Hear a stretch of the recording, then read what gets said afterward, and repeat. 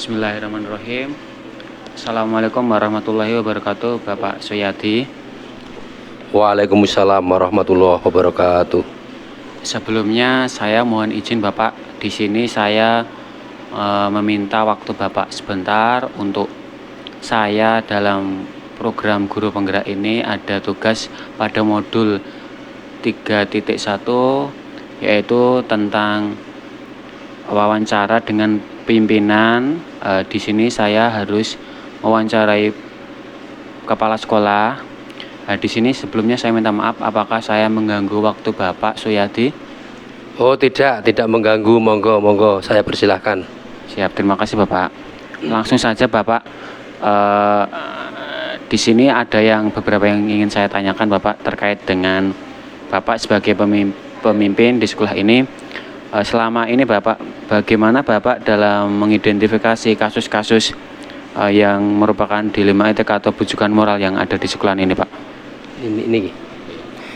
Ya begini Pak, jika bisa diselesaikan saat itu juga saya akan menyelesaikannya. Tetapi apabila tidak bisa diselesaikan, saya akan berembuk dengan Bapak Ibu Guru atau bahkan dengan komite yang ada di sini. Terima kasih. Baik, terima kasih Bapak. Seperti itu jawabannya Pak ya. Kemudian Pak, pertanyaan kedua, selama ini Bapak, bagaimana Bapak menjalankan pengambilan keputusan di sekolah Bapak, terutama untuk kasus-kasus yang dimana itu ada dua kepentingan yang sama-sama benar Pak, dan itu sama-sama mengandung nilai kebajikan. Bagaimana Pak cara menjalankannya Pak? Oh begini Bapak, menjalankan pengambilan keputusan yaitu dengan penerapan paradigma pengambilan keputusan. Saya kira singkat saja seperti itu. Oh baik, berarti tetap menjalankan paradigma pengambilan keputusan ya Pak? Baik. Kemudian Pak, untuk langkah-langkah atau prosedur seperti apa Pak yang biasa Bapak lakukan selama ini Pak? Oh begini, langkahnya adalah mengidentifikasi masalahnya, kemudian mencari jalan keluar atau keputusan yang terbaik supaya semuanya bisa berjalan dengan sebaik-baiknya, begitu. Oh seperti itu Pak ya. Kemudian Pak, hal-hal apa Pak yang selama ini Bapak paling anggap efektif dalam pengambilan keputusan Pak terkait kasus-kasus dilema etika Pak? Begini Bapak, hal yang paling efektif itu adalah kita harus menyelesaikan masalah dengan yaitu selalu berkolaborasi dengan pihak-pihak yang terkait seperti yang saya sampaikan di atas tadi. Jadi kita harus bermusyawarah dengan baik untuk menyelesaikan masalah supaya hasilnya nanti dengan bisa bagus, begitu Bapak. Baik, terima kasih. Kemudian Pak, apakah Bapak selama pengambilan keputusan itu ada tantangan tersendiri Pak dalam pengambilan keputusan Pak? Oh begini, masalah itu tantangan dan hambatan itu belum tentu keputusan yang kita ambil diterima oleh orang lain, begitu Bapak. Oh baik. Kemudian Pak, apakah Bapak punya jadwal tertentu atau tatkala sebuah dalam pengambilan keputusan Pak? Jika ada, apakah Bapak itu langsung menyelesaikan di tempat atau memiliki jadwal tersendiri untuk menyelesaikannya Pak? Masalah jadwal itu tidak ada itu Pak. Jadi jadwalnya itu tidak ada. Jadi ya bagaimana ya? Ya mohon maaf kalau jadwalnya itu belum ada.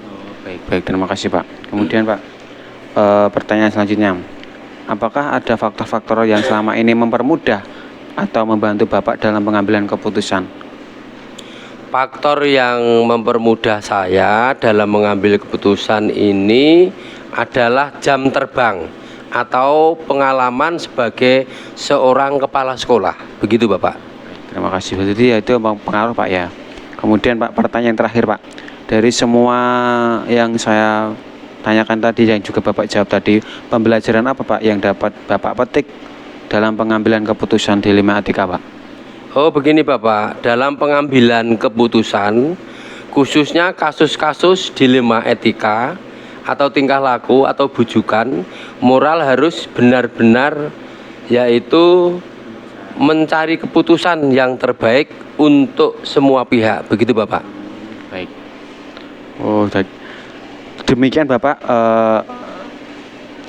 wawancara saya dari Bapak Suyadi. Sebelumnya terima kasih dan mohon maaf telah mengganggu waktu Bapak.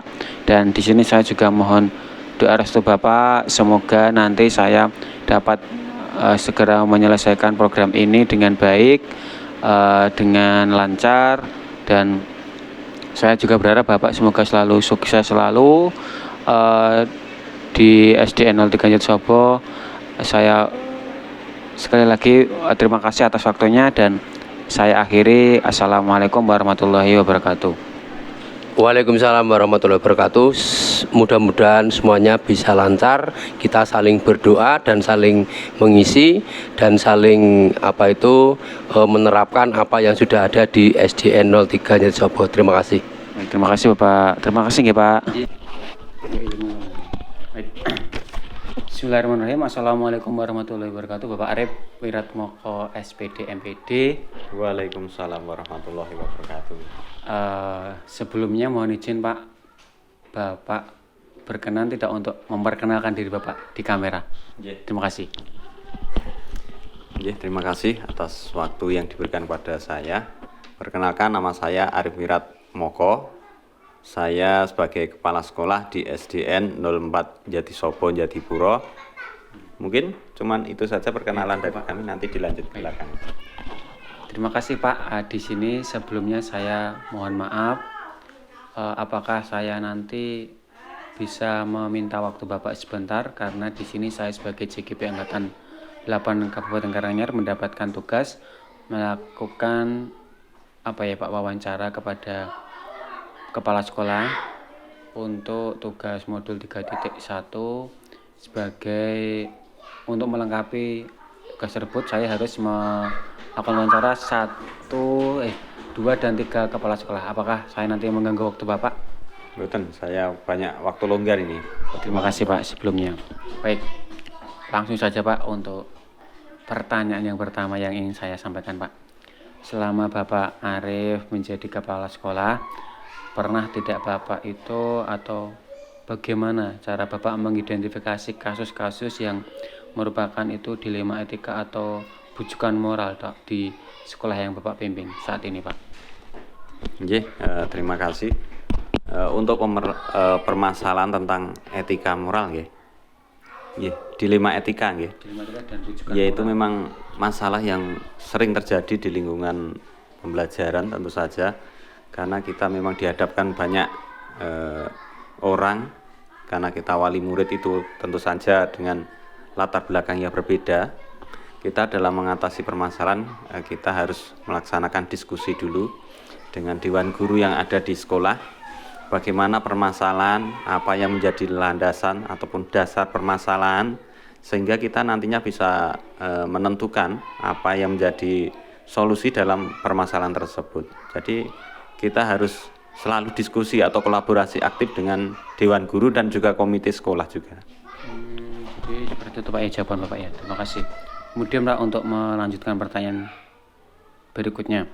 Nah, tadi kan setelah Bapak mengidentifikasi kasus-kasus tersebut dengan cara Bapak, bagaimana Bapak menjalankan pengambilan keputusan itu, terutama yang ada di sekolah, terutama kasus-kasus yang dimana itu sama-sama penting dan sama-sama benar Pak, dan itu mengandung nilai-nilai kebajikan.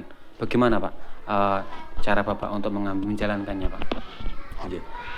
Untuk pengambilan keputusan, karena ini merupakan sama-sama penting bagi kita, tentu saja kita harus, tadi yang saya sampaikan bahwasanya kita harus selalu berkolaborasi, berkoordinasi dengan pihak-pihak terkait, terutama di sini adalah pendidikan dasar kita dengan rekan sejawat. Kemudian untuk menentukan keputusan itu kita harus benar-benar menimbang bagaimana kita lebih penting. Pasti ada yang salah satu di antara permasalahan tadi, pasti ada salah satu yang lebih penting dan bisa bermanfaat untuk kesemuanya. Jadi kita harus bisa memilih dan memilah antara permasalahan yang berhubungan dengan sekelompok orang dan hanya sebagian kecil orang. Jadi kita mengutamakan kepentingan yang bersama dulu sebelum yang lebih sedikit gitulah masalahnya. Terima kasih Pak. Kemudian Pak, langkah-langkah atau prosedur seperti apa Pak yang Bapak jalankan untuk pengambilan keputusan tadi? Mungkin bisa dijelaskan Pak, urutannya atau langkah-langkahnya dari awal sampai akhir Pak. Nggih, seperti yang telah saya sampaikan dari awal bahwasanya dalam mengatasi segala masalah kita harus menganalisa dulu permasalahan yang ada. Kemudian kita identifikasi permasalahan, bagaimana kira-kira permasalahan tersebut apakah berkaitan dengan hanya sedikit orang ataupun banyak orang. Kemudian kita ambil permasalahan untuk yang lebih banyak kepada orang lain dan bermanfaat bagi orang lain.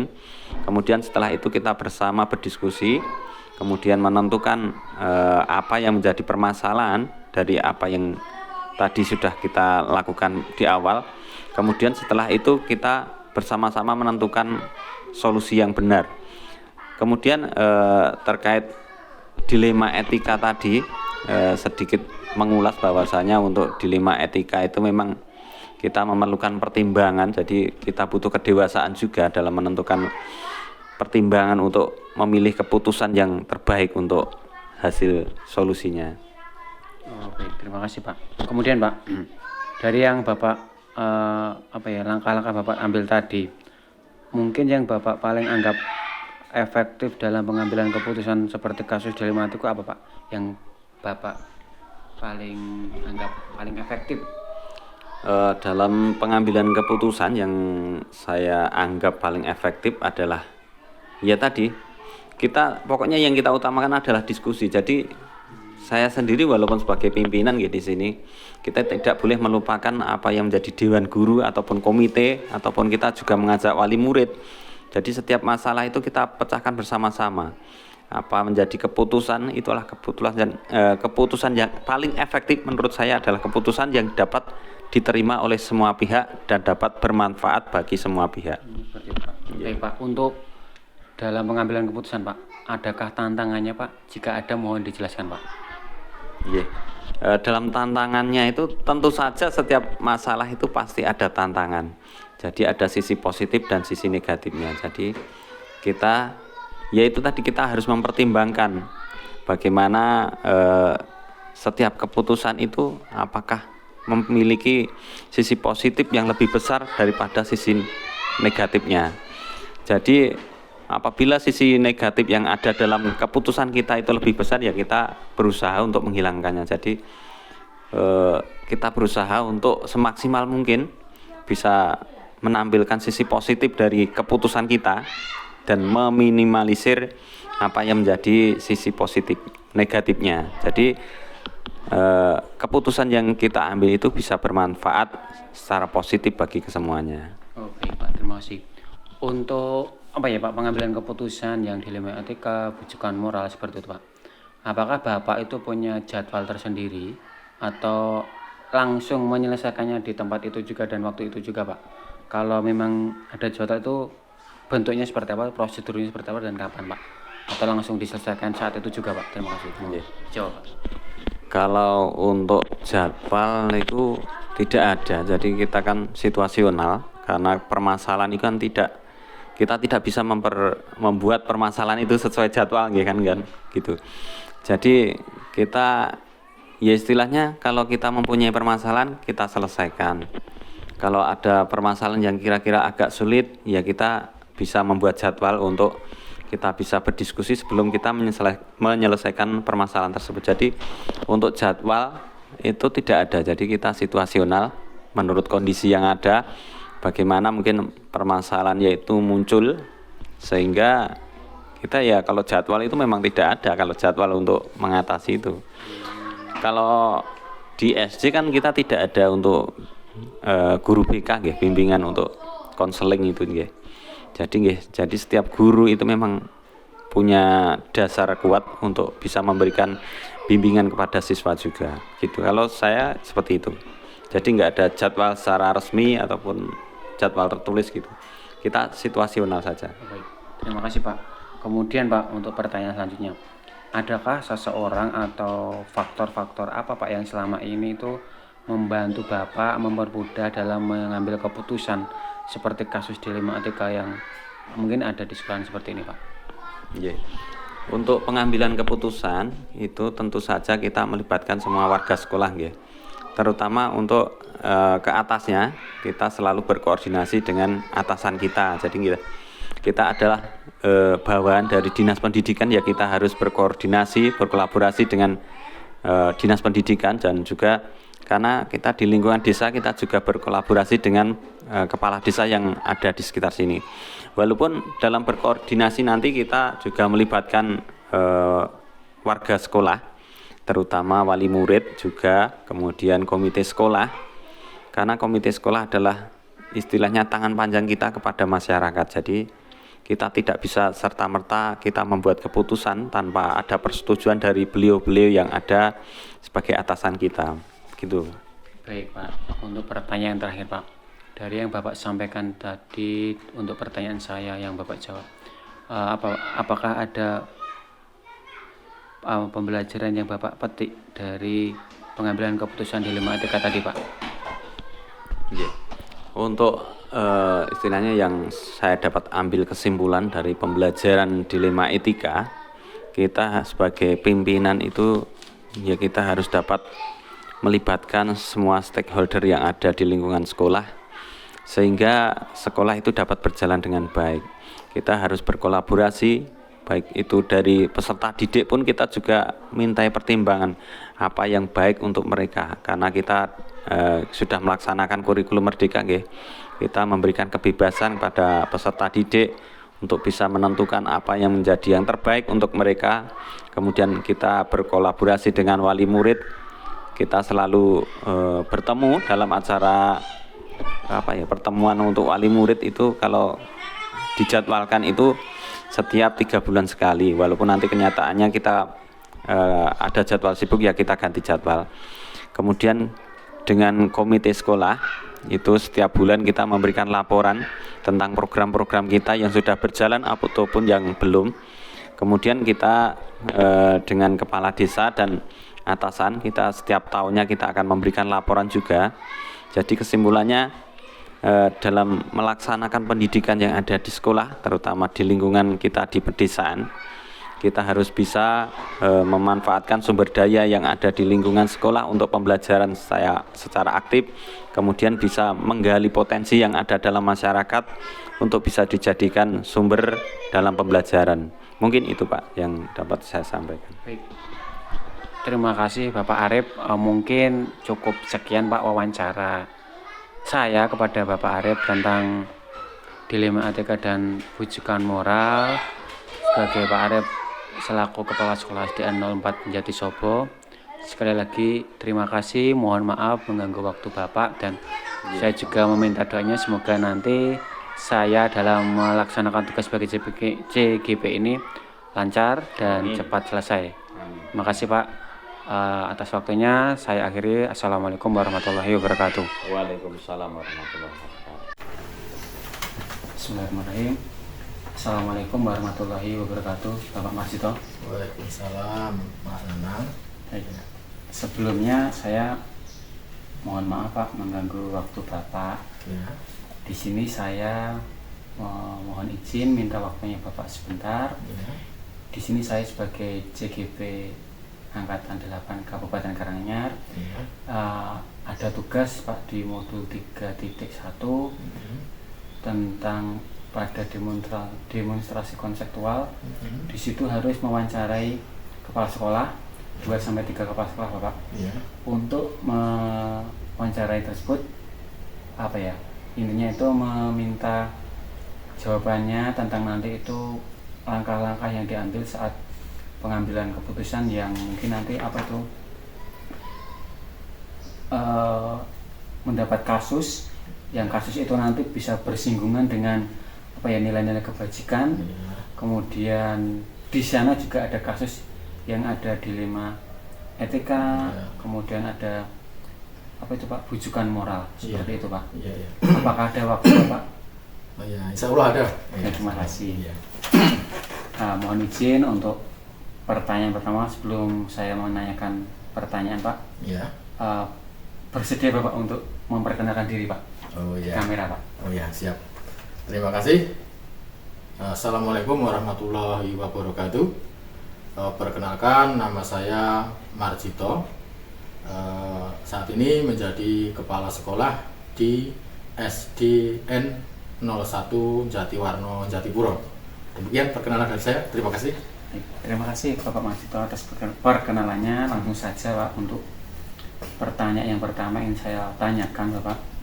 Selama ini Pak, selama Bapak menjadi kepala sekolah, Bapak itu dapat mengidentifikasi atau kasus-kasus yang Bapak temui itu merupakan dilema etika atau bujukan moral itu seperti apa Pak?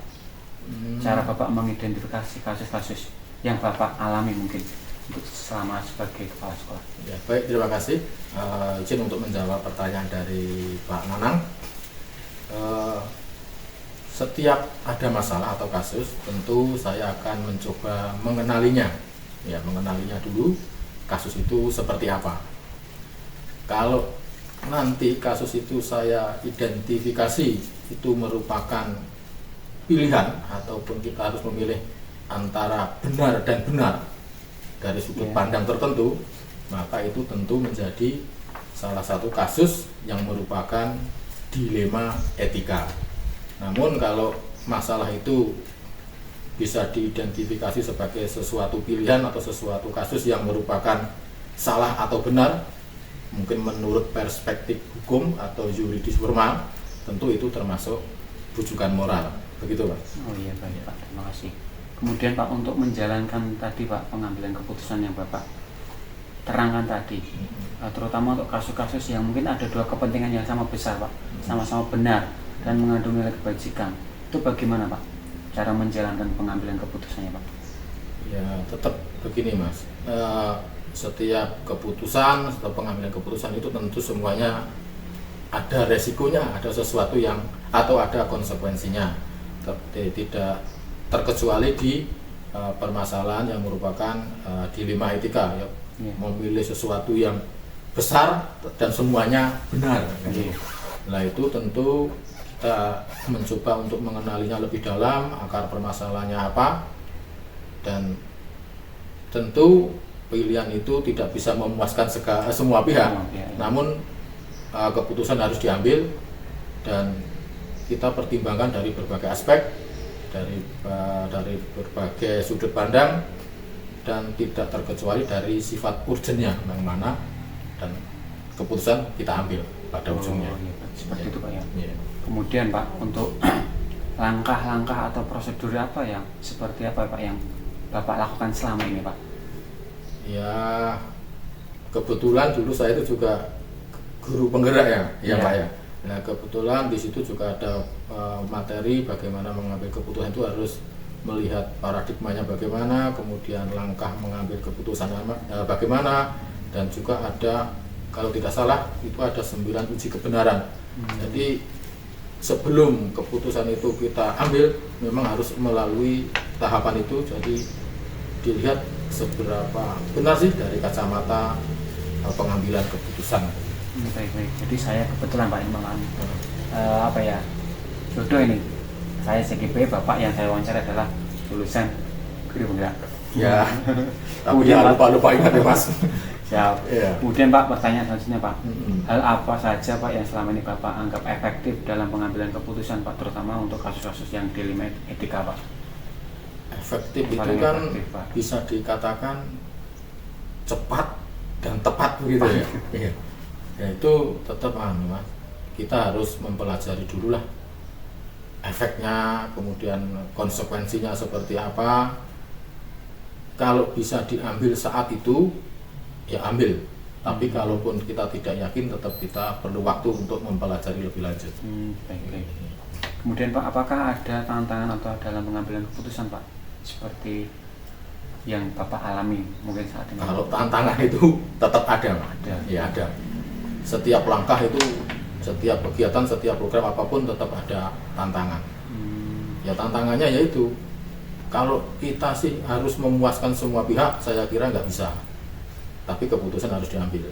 Dan tantangannya ya respon dari apa yang kita ambil itu pasti ada. Iya, Pak. Dan kita harus siap secara mental maupun secara secara keberanian juga harus. Di setiap keputusan pasti ada tantangannya Pak. Pasti ada. Baik Pak, kemudian apakah Bapak memiliki jadwal tertentu atau tata kelola dalam penyelesaian kasus-kasus seperti dilema etika, apakah itu nanti langsung menyelesaikan saat itu juga di tempat itu atau mungkin ada jadwal tersendiri Pak untuk menyelesaikannya Pak? Kalau jadwal secara sistematis saya tuh enggak sih, tapi tetap saya pertimbangkan secara matang. Kalau tergantung kita yakin apa enggak. Kalau kita yakin saat itu is okay. Tetapi kalau kita belum yakin, tetap kita jadwalkan untuk mempelajari lebih lanjut. Paling tidak kita perlu waktu. Berarti tidak ada jadwal khusus Pak ya? Kalau jadwal khusus secara sistematis, secara prosedural sih enggak. Tapi kalau perlu waktu iya. Oh iya. Pak, terima kasih Pak. Untuk pertanyaan selanjutnya Pak, apakah ada seseorang atau faktor-faktor apa Pak yang selama ini mempermudah atau membantu Bapak dalam mengambil keputusan khususnya kasus-kasus yang mengandung dialema etika Pak? Kalau faktor yang mempengaruhi, Yang mempermudah, membantu dan dalam menyelesaikan keputusan. faktor yang mempermudah sih ya gimana ya, dalam mengambil keputusan itu kan termasuk kemampuan ya, jadi skill, jadi pengalaman lah, jam terbang saya kira itu cukup membantu. Jadi kalau dikatakanlah sebagai kepala sekolah itu baru dan kepala sekolah yang sudah memiliki jam terbang lama, saya yakin itu juga berbeda. Jadi pengalaman atau jam terbang tetap mempengaruhi. Salah satunya pengalaman Pak ya. Selain itu juga referensi Mas ya, kita perlulah baca-baca buku yang terkait dengan pengambilan keputusan. Saya kira bagaimana kalau kita tuh sering membaca buku, banyak referensi, saya kira itu akan sangat membantu dalam kita mengambil keputusan. Baik, terima kasih Pak. Pertanyaan terakhir Pak, Ya. dari yang Bapak telah sampaikan tadi, pelajaran apa Pak yang Bapak petik dari pengalaman Bapak dalam mengambil keputusan selama ini Pak? Yaitu yang saya rasakan, yang pasti keputusan itu tidak mungkin bisa memuaskan semua pihak, Semua pihak, ya. tapi keputusan tetap harus diambil, dan itu perlu pemikiran, perlu keahlian, dan yang pasti perlu keberanian. Begitu Pak. Baik Bapak, terima kasih Bapak atas waktunya dan kesempatannya. Semoga Bapak sukses selalu di manapun berada, Ya. dan tetap mau menjalin silaturahmi dengan kami khususnya. Ya. Saya sebagai CGP saat mewawancara Bapak ada kekurangannya, mohon maaf yang sebesar-besarnya. Saya mohon pamit Bapak. Ya. Terima kasih. Assalamualaikum warahmatullahi wabarakatuh. Waalaikumsalam. Sukses selalu untuk kita semua. Terima kasih. Terima kasih Pak.